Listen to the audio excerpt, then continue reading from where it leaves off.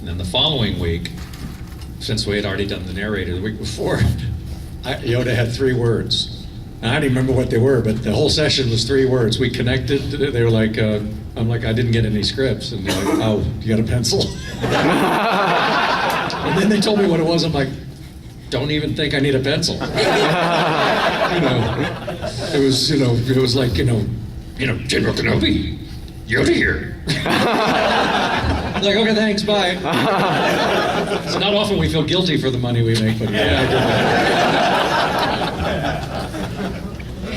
Yeah, they, back to the beginning of the show, I think nobody really knew what they wanted the tone of the show to be. A lot of the characters, even though they were characters from the movies, I know Matt Lanner, he does have a different version of Anakin.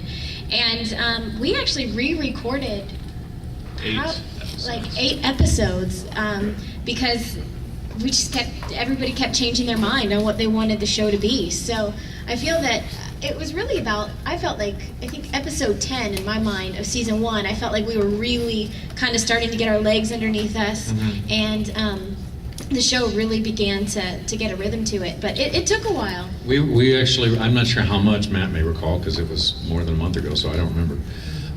But we did go back and re-record a fair bit of Yoda dialogue from the first few episodes, because I actually just ran into George at a completely different function that I was announcing as an announcer, and I just asked him if he was happy, with what we were doing. And instead of going, yeah, it's great, he actually went, well, actually, no. And I'm like, oh, I'm fired. But what he said was, no, he said, he said, you're sounding a little too much like F3 Yoda. And I'm like, well, I was trying to. And he goes, no. He goes, no, I want a 5 Yoda. Which is, Empire Strikes Back. And I went, really? Okay, well, I can do that. He goes, no, I know you can. I've heard you do it. He said, but yes, I really would prefer that. Well, sure enough, the memo comes down from Dave the next time. We need to pick up a few of the other lines that we've done and make them a little more F5. So, which is, I think, what ended up in Ambush, which is part of why that sounded so good. But yeah, because again, there's several different Yodas based on what movie we're talking about. So, I wasn't sure quite what to do. So now I am.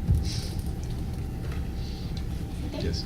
Tom, I was curious if you communicated with Frank Oz at all during this. No, never directly. I actually only one time was close enough to talk to him and just frankly was afraid he'd hit me or something. He's not a big guy, but who knows? He was scrappy. But no, he became a very successful director. The reason I'm doing Yoda is as much and probably more that he just stopped doing it and didn't want to do it anymore than anything. He became very successful as a director, and scheduling-wise, it just became impossible for him to, drop what he was doing and as a director and then come do, a video game.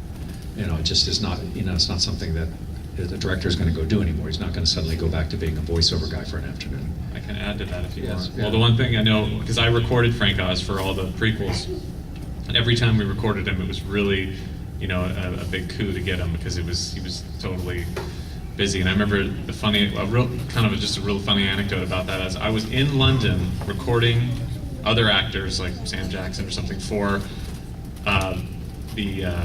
episode 3, and I get the call from Frank Oz from New York, calls me and he says, are you guys going to be ready for me tonight? Are you guys going to be ready for me? And it was like, yeah, I guess we'll be ready for you. We're just finishing up with this guy and I got to do one more person. And then literally like 4 hours later, he's walking in the door. It was when the Concorde was still going. He Concorded over from New York and was like there from New York to London in the studio that night to do the lines and left. It was like, whew.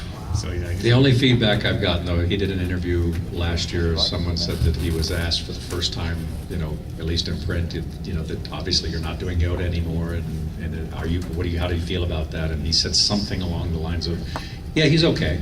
So I'll take that. That's fine by me.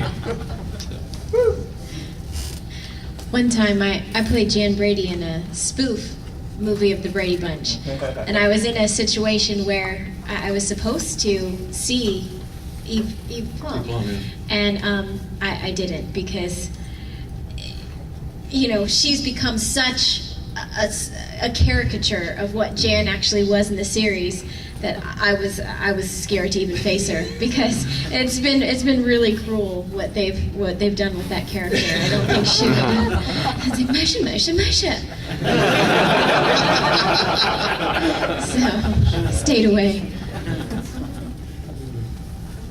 Questions from anybody? Yes, you, sir? Is there going to be another Star Wars: The Clone Wars movie?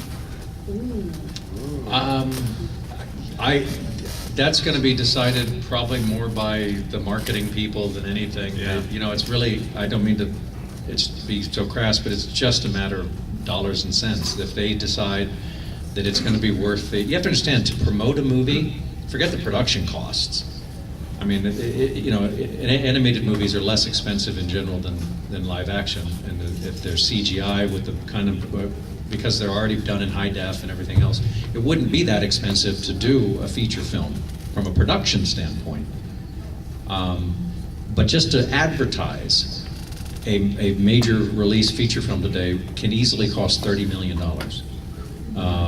without blinking an eye. The advertising budget just to promote Avatar was almost $200 million worldwide.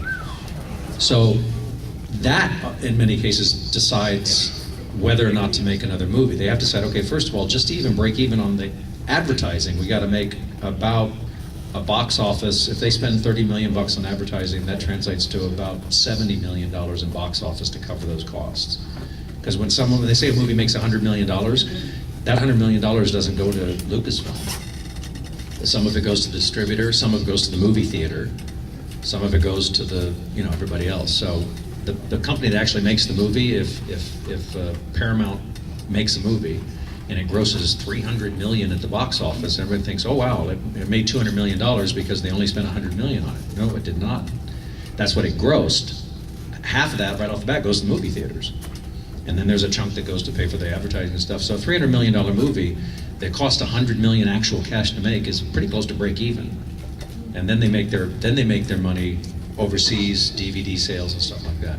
So that's really, it's all it comes down to. They're going to do it someday. They're going to say, are we making plenty of money off the series and DVD sales? And someone will say, hey, if we do this with the audience we have now, we might make an extra, and then they might do it. But, everyone's just afraid of losing money on it because that makes everybody look bad. One thing that we do occasionally at work, when we are finished with an episode, we'll put it up, and we have this theater called the Stag Theater. It's this really beautiful theater at Skywalker Ranch, and we'll put up the high definition master of an episode with our full sound mix and play it in the theater just to feel like what it would feel like, and it translates so well. I mean, that's for like a little TV cartoon that what we are, to watch it and to know that it'll just translate to the big screen, especially these later season 2 stuff. It's really fun. Like, we just sit there and watch it, and it takes on a whole nother meaning when you watch it on such a big screen like that. But it translates really well. And that's true. Like I said, the episode, I mean, like everybody said, and I don't think anybody's made a secret of it, we all were learning what to do on the first half a dozen episodes. It was the first 6 scripts written, the first time we got together and recorded it, the first time Dave directed it, the first time the animators animated it. It was the first time for everybody. And even George said this at one point to us. He said, it's a little unfortunate that because it was really a Warner Brothers decision, not so much a Lucasfilm decision. Of course, they had veto power, I'm sure, but it was not George's idea originally to make a feature film. That the feature film was made up of what really was supposed to be the first few episodes of the cartoon series. So, unfortunately, the first impression out of the gate was not our best work, and it wasn't that we weren't trying, it's just we were new at it. And you compare any 3 episodes from season 2 to what was in the theaters, and it blows it away. Yeah. And I think if you took one of those story arcs that's in episode 2 and what we're doing in episode 3 and made a movie out of that, you'd see a whole different reaction today. Mm-hmm. So the answer ultimately is like, maybe. I think it might be possible. Yes. How did each of you get your start? Well, I told you mine. I was just an obnoxious kid. I was playing video games. That's about it. Go ahead. She was, as opposed to him and I, she was really cute and talented. So. Yeah.